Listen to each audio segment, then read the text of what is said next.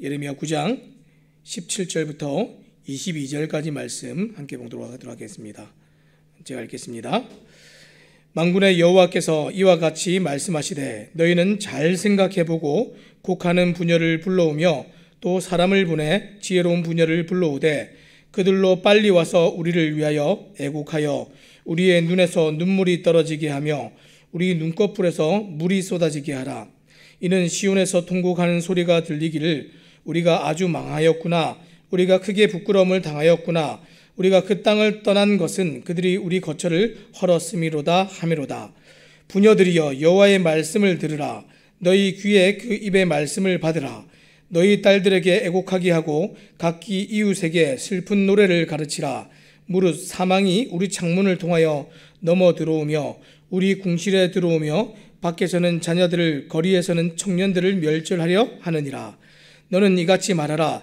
여호와의 말씀에 사람의 시체가 분토같이 들에 떨어질 것이며 추수하는 자의 뒤에 버려져 거두지 못한 곡식땅같이 되리라 하셨느니라. 아멘. 오늘 우리가 유다의 사망 선고라는 제목을 가지고 함께 말씀을 나누기 원합니다. 우리는 앞에서 이 예레미야 선지자와 여호와 하나님의 탄식 소리를 들었습니다. 그런데 그 탄식이 오늘 곡하는 소리로 바뀌게 됩니다. 왜냐하면 치료받지 못한 이 환자 같던 유다에게 사망 선고가 내려졌기 때문에 그렇습니다. 그래서 오늘 본문은 통곡하는 소리로 가득 차 있고 여호와 하나님의 심판으로 유다에게 지금 사망 선고가 내려지는 모습을 우리가 볼 수 있습니다. 자, 그리고 이어서 애곡하는 자, 곧 애가를 부르는 여인을 부르라 하는 명령으로 오늘 본문이 시작하고 있습니다. 먼저 17절 말씀을 제가 읽겠습니다. 만군의 여호와께서 이와 같이 말씀하시되 너희는 잘 생각해보고 곡하는 부녀를 불러오며 또 사람을 보내 지혜로운 부녀를 불러오되. 하나님께서 지금 말씀으로 명령을 하시는데 이렇게 시작합니다. 너희는 잘 생각해보고. 지금 이 말은 너희가 지금 상황을 잘 이해하고 무엇을 해야 하는지 올바르게 판단하라 하는 말씀입니다. 자, 그리고 나서 해야 할 일에 관해서 두 문장이 나오는데 첫 번째는 곡하는 부녀를 불러오라 이렇게 얘기했고요. 두 번째는 지혜로운 부녀를 불러오라 이렇게 얘기했습니다. 사망 선고를 내리면서 지금 곡하는 여자를 부르라 하는 말은 이해가 되는데 지혜로운 여자를 데려오라 하는 말은 이해가 되지 않습니다. 그래서 제가 예레미야 9장 17절 말씀은 표준 세번역으로 다시 한번 읽어보겠습니다. 나 만군의 주가 말한다. 너희는 잘 생각하여 보고 곡하는 여인들을 불러들이고 장송곡을 부를 여인들을 데리고 오너라. 지금 표준 세번역에서는 지혜로운 부녀를 장송곡을 부를 여인이라고 번역했습니다. 또 다른 번역본들을 살펴보면 애곡하는 일에 익숙한 여인을 말하며 또 앞에서 언급하고 있는 곡하고 있는 이 여인들과 같은 사람입니다. 자, 특별히 이 사람들은 전문적으로 애곡하는 사람들입니다. 이 사람들은 돈을 받고 초상집에 가서 소리내어 울어주는 전문 여성들입니다. 자, 오늘날에도 지금 이 중근동 지역에서는 이 돈을 받고 대가를 받고 초상집에 가서 울어주는 여인들이 있고 이것이 지금 관습이 되어 있습니다. 자, 그런데 이 애곡하는 여인을 오늘 본문에서는 왜 지혜로운 여인이라고 지금 부르고 있습니까? 지금 애곡하는 여인들은 스스로 지혜 있다고 여겼던 이 이스라엘의 종교 지도자들과 지금 비교가 되고 있습니다. 앞에 나오는 이제 종교 지도자들에 대해서는 뭐라고 기록하고 있습니까? 예레미야 8장 8절에서 9절까지 말씀을 제가 한번 읽어보겠습니다. 너희가 어찌 우리는 지혜가 있고 우리에게는 여호와의 율법이 있다 말하겠느냐? 참으로 서기관의 거짓의 붓이 거짓되게 하였나니 지혜롭다 하는 자들은 부끄러움을 당하며 두려워 떨다가 잡히리라. 보라, 그들이 여호와의 말을 버렸으니 그들에게 무슨 지혜가 있으랴. 종교 지도자들은 스스로 지혜롭다고 말했지만 지혜의 근본 대신 하나님의 말씀을 버렸기 때문에 지혜로운 자들이 아니었습니다. 반면에 오늘 하나님께서 죽음을 결정한 자를 위해서 곡하는 여성을 지혜롭다 하셨는데 왜 그렇습니까? 사실 유다는 아직 멸망하지 않았지만 하나님의 심판이 확정된 이상 그들은 멸망한 것과 마찬가지였습니다. 아직 죽지 않았지만 사망 선고가 내려졌고 반드시 그 일이 일어날 줄 알고 미리 곡하는 여인들을 불렀고 그렇게 부름에 응답하여서 온 이 여인들이 지혜롭다 이렇게 얘기하는 것입니다. 자, 그리고 17절에서는 불러오라, 데리고 오라 하는 표현이 지금 중북에서 두 번에 걸쳐서 사용이 되었는데 애곡하는 여인을 속히 불러와야 하는 상황임을 보여주고 있습니다. 그래서 지금 두 번 강조해서 불러오라, 데리고 오라 이렇게 얘기하는 것입니다. 유다의 심판이 지금 목전에 놓여 있는 상황을 설명하기 위해서 이렇게 얘기합니다. 오늘 성경은 이 사실을 아는 것이, 심판이 우리 앞에 놓여 있다 하는 것을 아는 것, 이것을 지혜다 이렇게 얘기합니다. 아직 멸망하지도 않은 유다에게 사망 선고가 내려졌습니다. 이때 하나님의 지엄하신 심판이 속히 임하고 반드시 있는 줄 알고 애곡한다면 그들은 지혜로운 자들입니다. 마찬가지로 오늘 이 시대를 살아가면서 이 시대의 지혜로운 사람들은 누구입니까? 영원한 하나님의 심판이 있는 줄 알고 살아가는 사람들입니다. 천국과 지옥이 있는 줄 알고 살아가는 사람들이 지혜로운 사람들입니다. 바로 성도인 저와 여러분들이 지혜로운 사람들입니다. 성경에서 모든 성도는 심판을 기억하면서 그렇게 살았습니다. 사도행전 24장에서 사도 바울은 벨릭스 총독 앞에서 자신의 믿는 바를 이렇게 정리하면서 설명했습니다. 사도행전 24장 25절입니다. 바울이 의와 절제와 장차 오는 심판을 강론하니 벨릭스가 두려워하여 대답하되. 또 히브리서 기자는 믿음의 기초와 같은 터를 말할 때 이렇게 얘기했습니다. 히브리서 6장 2절입니다. 침례들과 안수와 죽은 자의 부활과 영원한 심판에 관한 교훈의 터를 다시 닦지 말고 완전한 대로 나아갈지니라. 지금 두 말씀이 보니까 다 중복해서 얘기하는 것이 심판입니다. 이처럼 믿음의 사람들은 심판이 있는 줄 알고 그렇게 살아갔습니다. 그리고 그 심판주 대신 하나님을 믿기 때문에 하나님을 경외했습니다. 그리고 하나님을 경외하기 때문에 날마다 거룩과 경건의 삶을 빚어내면서 그렇게 살아갑니다.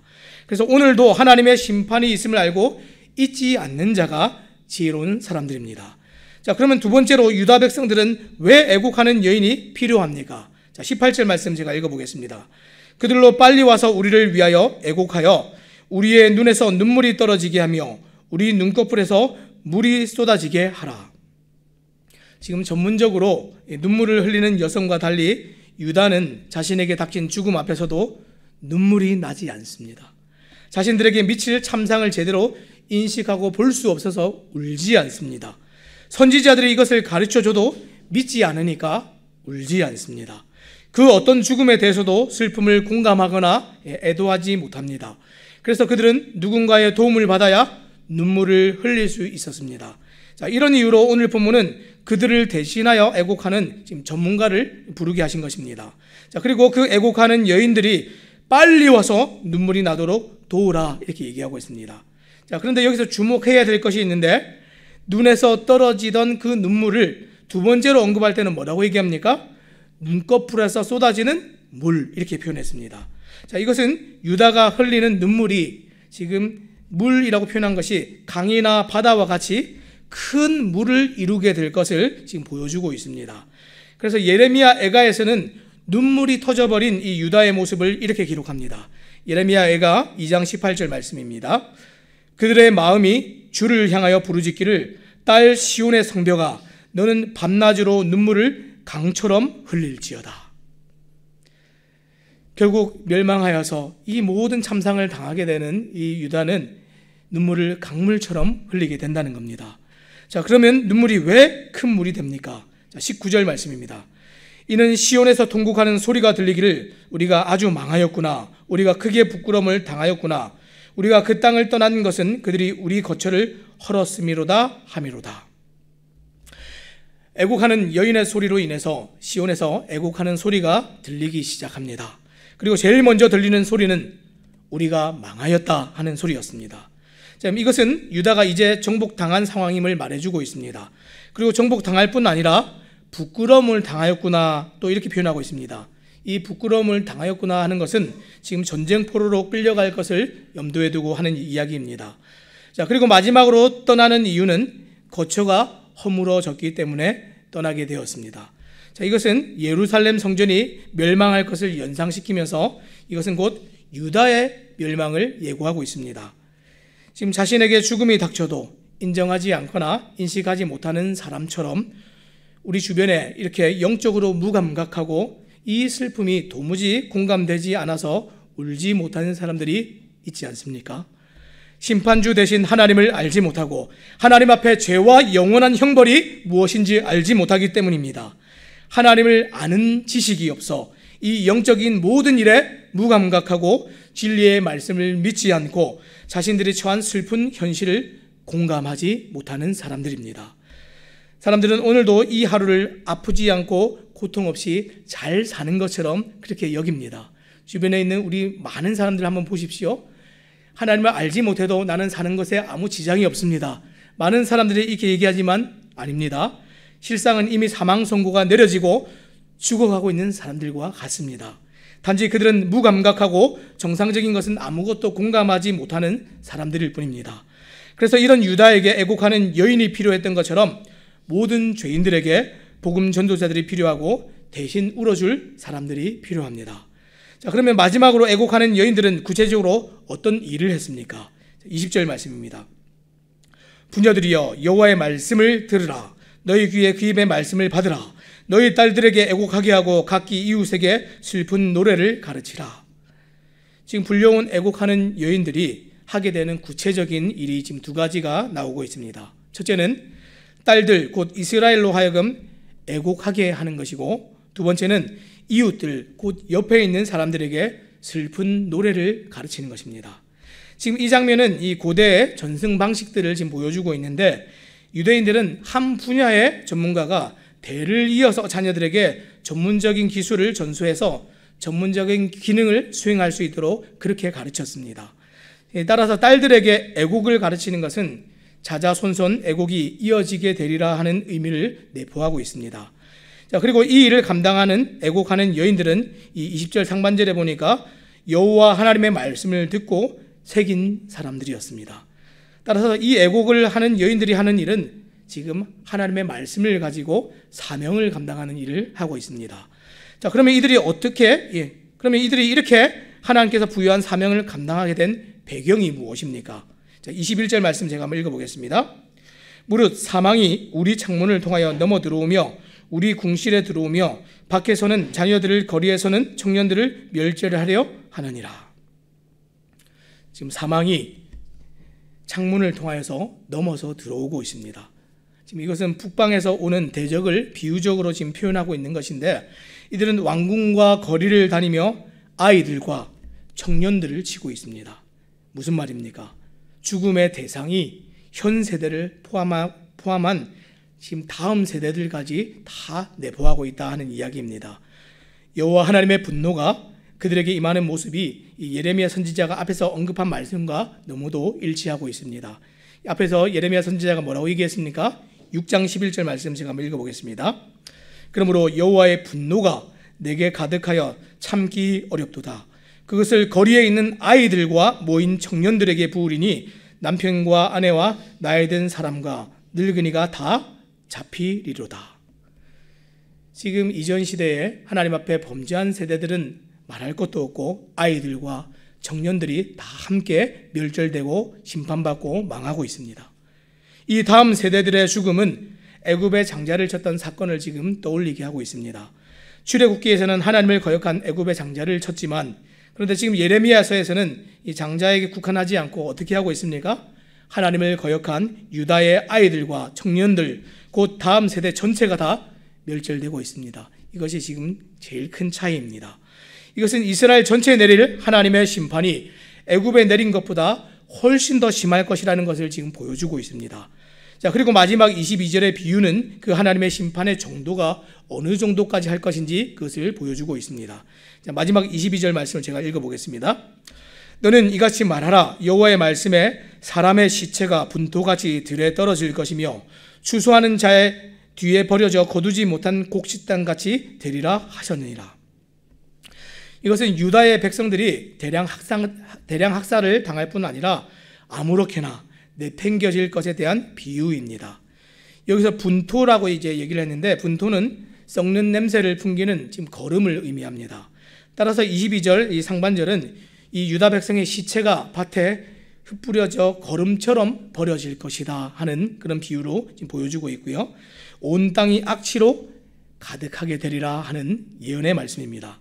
그리고 추수를 하면서 여기저기 흩어져 떨어지는 이삭처럼 이미 추수가 끝나 내팽겨진 그 이삭처럼 아무도 돌보지 않는 그런 곡식처럼 그들이 시신이 미처 장사되지 못하고 치욕을 당하게 되는 그 모습을 그렇게 보여주고 있습니다. 하나님의 심판은 협박이나 잠깐 신용만 하고 끝내는 그런 심판이 아닙니다. 하나님께서 한번 공의로 심판하시겠다 하면 그 심판은 반드시 일어나는 심판입니다. 이 심판을 기억하는 것이 오늘 지혜다 이렇게 얘기했는데, 이것을 모르기 때문에 사람들이 그저 하나님과 상관없이 그렇게 살아갑니다. 악을 멈추지 않으면 자식들 세대까지 이 심판이 그렇게 이어지게 됩니다. 죄로 말미암은 사망은 세상의 지위와 신분을 막론하고 가리지 않고 그렇게 임합니다. 백성의 집들은 물론이고 궁전 안까지 사망이 다 침략했습니다.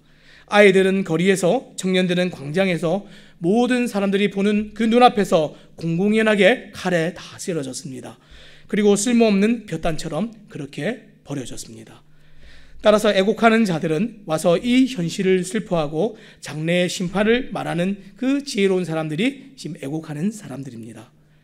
사랑하는 여러분, 오늘 조국과 이 조국교회의 앞날이 어떻게 될 것 같습니까? 주님께서 우리를 보시면서 또 이 땅을 바라보시면서 지금 웃고 계십니까? 아니면 울고 계십니까?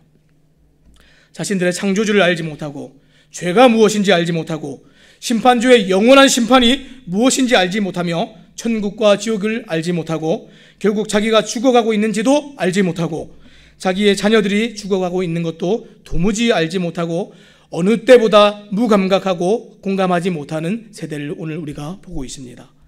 말 그대로 유다와 같이 아직 살아있지만 이미 사망 선고가 내려져서 죽음만을 기다리고 있는 세대를 우리가 보고 있습니다. 이 땅이 자랑하던 것들이 심판의 날이 되면 다 사라지게 됩니다. 정말 우리를 살게 하는 자랑거리는 하나님을 아는 지식과 지혜가 아니면 우리는 다 망하게 되어 있습니다. 오늘 말씀을 맺겠습니다. 오늘 애곡하는 지혜로운 여인들은 사명감을 가지고 이 심판이 있다 하는 이 사실을 전했습니다. 우리가 지금 슬퍼해야 된다 하는 이 사실을 전했습니다. 히브리서 9장 27절 말씀은 뭐라고 기록합니까? 한 번 죽는 것은 사람에게 정해진 것이요 그 후에는 심판이 있으리니 이렇게 기록하고 있습니다. 모든 사람에게 끝이 있고 그 끝에는 반드시 심판이 있습니다. 심판이 있는 줄 알고 살아가고 죄로 말미암은 사망을 슬퍼하는 자들에게 하나님의 은혜와 긍휼이 주어지게 되어 있습니다. 그 은혜에 이대에 살기로 삶을 결정한 자들에게 하나님께서는 지혜로운 자들이라는 그 칭호를 주십니다. 우리 모두가 사망 선고가 내려졌던 자들이었고 세상은 여전히 지금도 사망 안에 놓여서 살아가고 있습니다.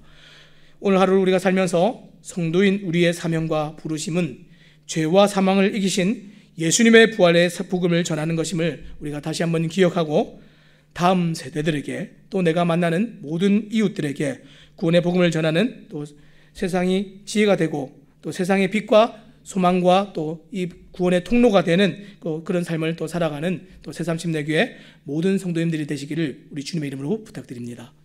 기도하겠습니다.